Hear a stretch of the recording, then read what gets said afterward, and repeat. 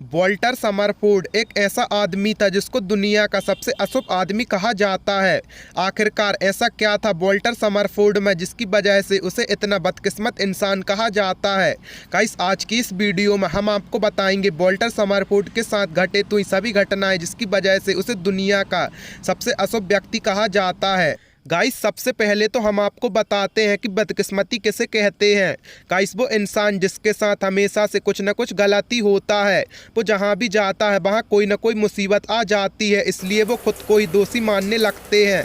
Guys, ऐसे ही major Walter Summerford जो कि एक ब्रिटिश अधिकारी थे, वो पहले विश्व युद्ध में लड़ाई करने के लिए गए थे। उनके साथ कुछ ऐसी 3 अजीबोगरीब घटनाएं हुई थी जिसकी वजह से वो सबके लिए अशुभ व्यक्ति बन गए। गाइस, जो कि एक वॉल्टर समरफोर्ड की लाइफ से जुड़े 3 इंसिडेंट के बारे में आज हम आपको बताएंगे।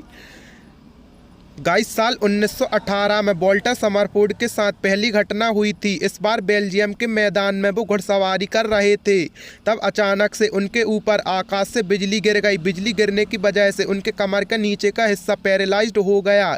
इतने बड़े हादसे के बाद वो पूरी तरह से ठीक हो गए। उनकी ये हालत देखकर वो ठीक होने से पहले ही उन्हें सेना की ओर से मुक्त कर दिया गया था। गाइस, वॉल्टर अपनी पहली घटना से बिल्कुल ठीक हो गए। रिटायरमेंट के बाद वो अपनी ज़िंदगी नए सिरे से शुरू करना चाहते थे, इसलिए वो कनाडा चले गए। गाइस, लेकिन कहते हैं ना, हम कहीं भी चले जाएं लेकिन बदकिस्मती हमारा पीछा नहीं छोड़ती। गाइस, वॉल्टर समरफोर्ड के साथ बिल्कुल ऐसा ही हुआ। गाइस, साल 1924 में वॉल्टर समरफोर्ड के साथ दूसरी घटना हुई थी। एक दिन वो तालाब में मछली पकड़ने के लिए गए थे। मछली पकड़ने के बाद तालाब के पास एक पेड़ के नीचे बैठ गए। गाइस, तब अचानक से एक बार और उनके सिर पर बिजली गिरी। गाइस, लेकिन इस बार उनके शरीर का दायां भाग पैरालाइज्ड हो गया, लेकिन इस हादसे के बाद वो पूरी तरह से ठीक हो गए थे। गाइस, साल 1930 में उनके साथ फिर से तीसरी घटना हुई थी। एक गर्मी के मौसम में वो पार्क में वॉकिंग कर रहे थे, तब अचानक से मौसम खराब होने लगा। काले बादल छाने लगे और बिजली कड़कने लगी थी। अचानक से फिर एक बार उनके ऊपर बिजली गिर गई। इस वक्त उनकी हालत बहुत ज़्यादा ख़राब थी।